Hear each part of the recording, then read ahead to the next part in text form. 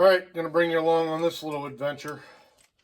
Apparently, putting the timing chain on, you have to loosen these sprockets, and the sprockets allegedly turn independent of the camshafts. Now, I've got the camshafts locked down with the proper locking tool, so they should not move, but the problem we have is too much slack on this side. Now this is pretty good. You can't see this. Hang on. Stand by. Pretty good here. Clear around till it comes over top of the camshafts. So I think I'm good from the crankshaft. Again, you can't see. From the crankshaft up the fixed side and around the two cams.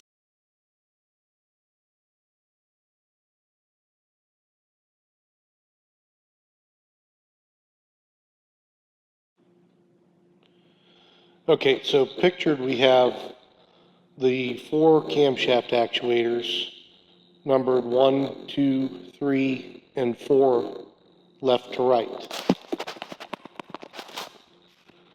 What you want to do is you want to loosen them in that order.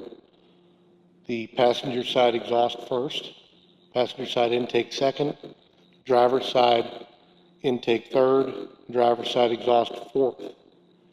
Then you want to pull all of the slack over to the tensioner by pushing in on the tensioner, which will rotate the actuators to where they need to be. After you have tension on the tensioner, go back and torque the bolts to spec, which I believe I cover coming up in the video. Sorry for the poor quality here. Didn't mean to lose the video, but got to go with what you got. Thanks for watching.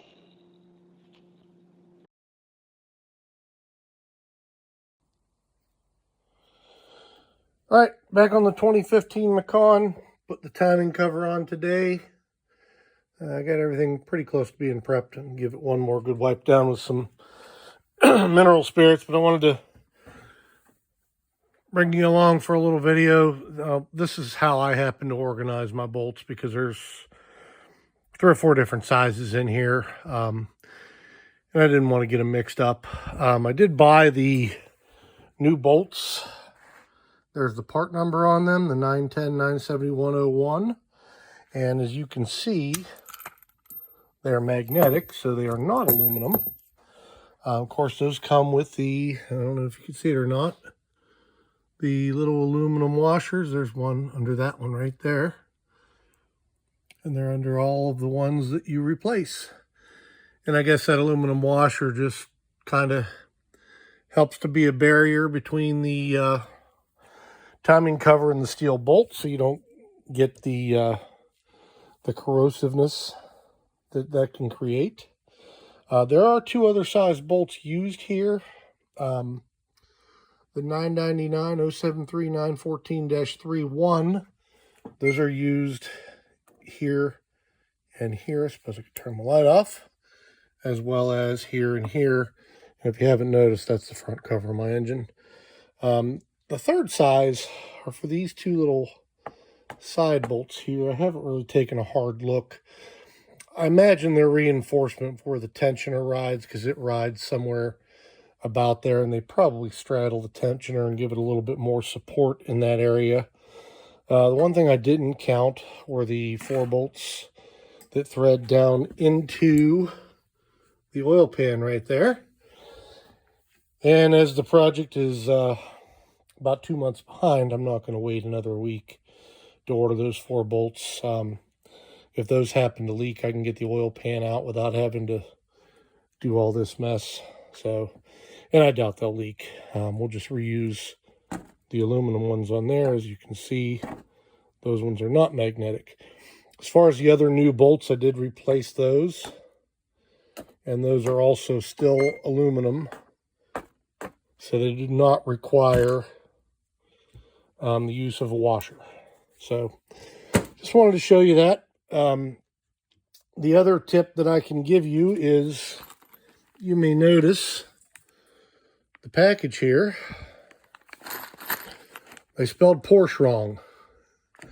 But if you call your local Porsche dealership and request that part number, they're about 5 cents a piece.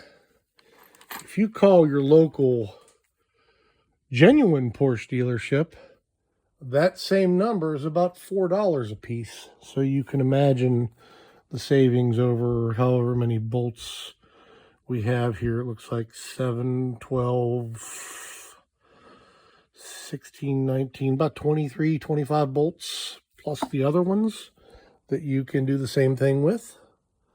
I think I did actually get some of these genuine from Porsche just because I had other things coming and I had forgotten to order them from my Porsche dealership. So there you have it. I'd like to bring you along for the install. I will probably just set up a camera and not narrate because this is a little bit tricky. And it's a little bit tricky, and I need to focus my attention on what needs to be done. Now, they say it's a two-man job, two-man or woman job. And that's because you have to keep tension on this lower tensioner shoe. What I've decided to do in lieu of trying to make and find a friend, I've just tied some twine around it, tied it off up here in the tensioned position where you still can get the timing cover in behind it. And then with the way that twine is looped, I can just cut it and pull it straight up out, and it won't create any problems. And it should be generally out of the way. That's the theory, at least. Practice is usually something other than that, but we'll give this a try. So anyway, I'll bring you back when it's time to actually go forward with this. I've got to prep the block a little bit more. I've got to get my sealer ready to go. I've got to place some sealer around the lower oil pan cover there in the little grooves. And yeah, that's about it. We'll see you soon.